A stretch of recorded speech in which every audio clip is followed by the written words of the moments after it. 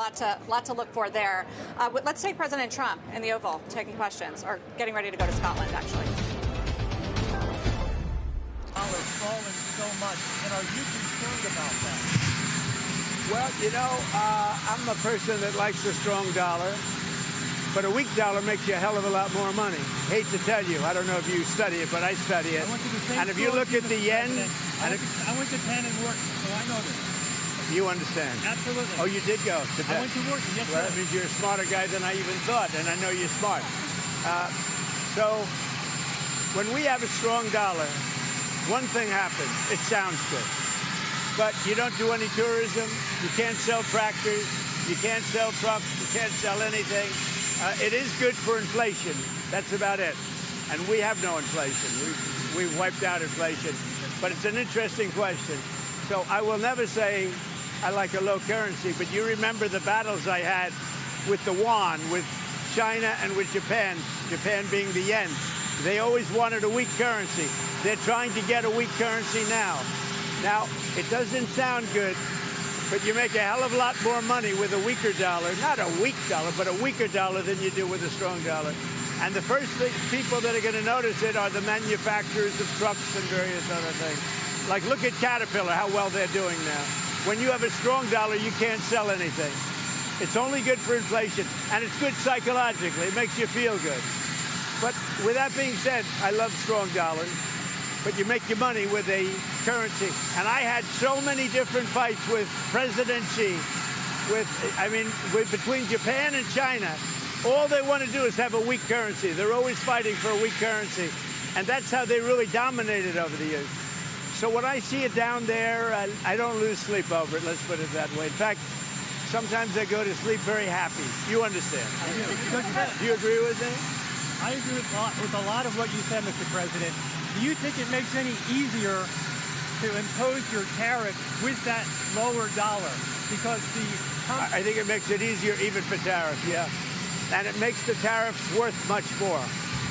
And it's easier to pay off debt.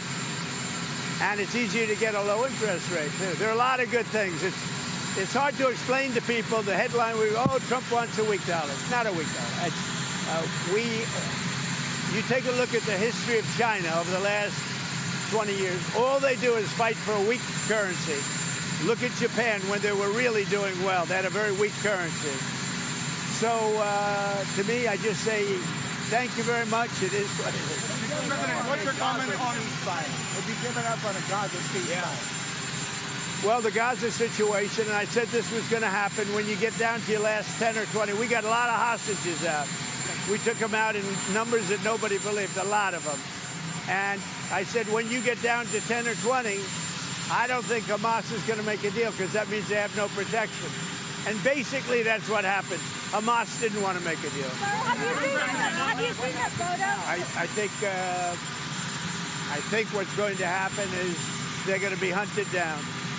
Have you seen secondary sanctions sooner on Russia? Are you closer today to secondary sanctions? We're looking at that whole situation. It could be that we'll have to put secondary sanctions on them. Sooner than 50 days? Maybe, yeah. Do you think it's counterproductive? Who are you with? Who are you with? Scripps News. Oh, good. Counterproductive to France, for France to say that they would recognize the Palestinian state. Macron said that yesterday. Look, he's a different kind of a guy. He's okay. He's a team player, pretty much. But here's the good news. What he says doesn't matter. It's not going to change it. Well, he made a statement, France, Macron. His statement doesn't carry any weight. He's a very good guy. I like him, but that statement doesn't carry weight. So how important is a trade deal with the EU? I would say that we have a 50-50 chance, maybe less than that, but a 50-50 chance of making a deal with the EU.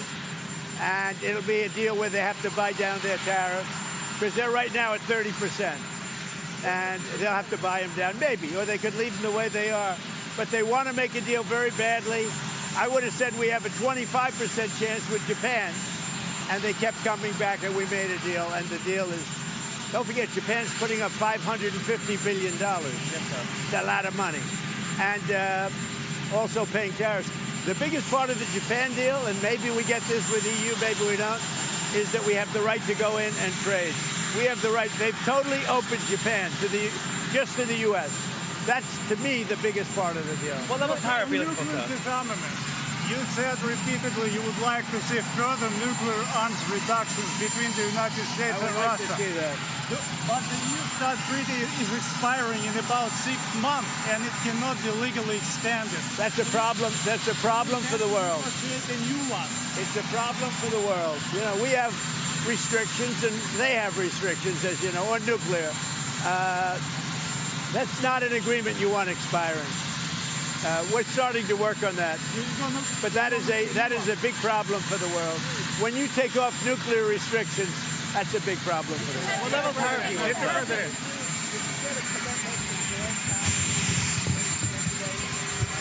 I think that Jerome Powell, I think we had a very good meeting. Forgetting about the building, that's out of control and all that. But I think we had a very good meeting on interest rates. And he said to me, now I don't know if he's going to say this on Thursday or whenever he speaks, but he said to me very strongly, the country is doing well. He said, congratulations, the country is doing really well. And I got that to mean that I think he's going to start recommending lower rates. Because of that conversation? How do you think that the Supreme The Court... country really is doing well, too. Mr. President, how do you think that... Record business. Did you speak to Wait one Netanyahu? second, let me- Thank you, Mr. President. How do you think that the Supreme Court's ruling that benefited you on presidential immunity would apply to former President Barack Obama and what you're accusing him of doing? It probably helps him a lot. Probably helps him a lot, the immunity ruling. But it doesn't help the people around him at all. But it probably helps him a lot. He's done criminal acts, there's no question about it. But he has immunity, and it probably helps him a lot. A trade agreement you're looking to sign He too. owes me big. Obama owes me big. What are the details in the UK trade agreement you're hoping to find soon with the Prime Minister? This week we want to talk about certain aspects which is going to be good for both countries. More fine-tuning, and also we're going to do a little celebrating together because, you know, we got along very well.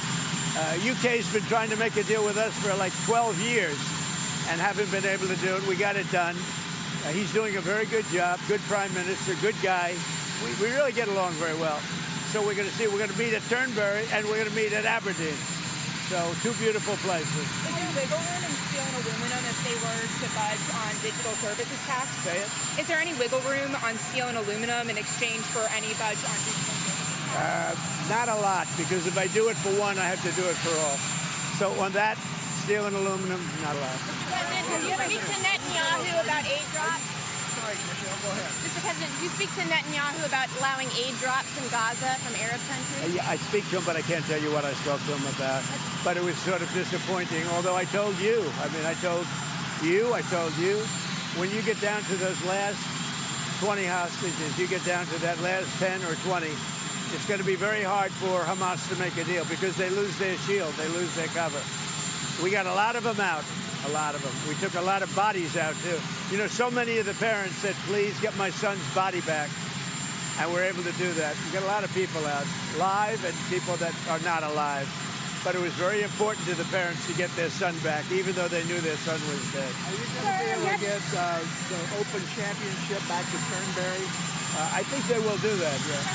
They want Turnberry's rated the #1 course in the world. I think they'll do that, yeah. And are you going to talk to anybody No, about I'm not that going to. over there? It's not about that. I'm going to see it for the first time in years. You were there the last time we went. That's pretty good, right? No, it's the best resort in the world, I think, at Turnberry, and it's one of the greatest courses in the world. We're going to see it. We're going to have, I believe, dinner at Turnberry with the Prime Minister. Then we're going to go to the oil capital of Europe, which is Aberdeen, and we're going to have lunches there. We're going to have a good time. I think the Prime Minister and I get along very well. And you're going to see the Scottish leader, too, right? Swinney, John I am. Swinney. I am. What's that about?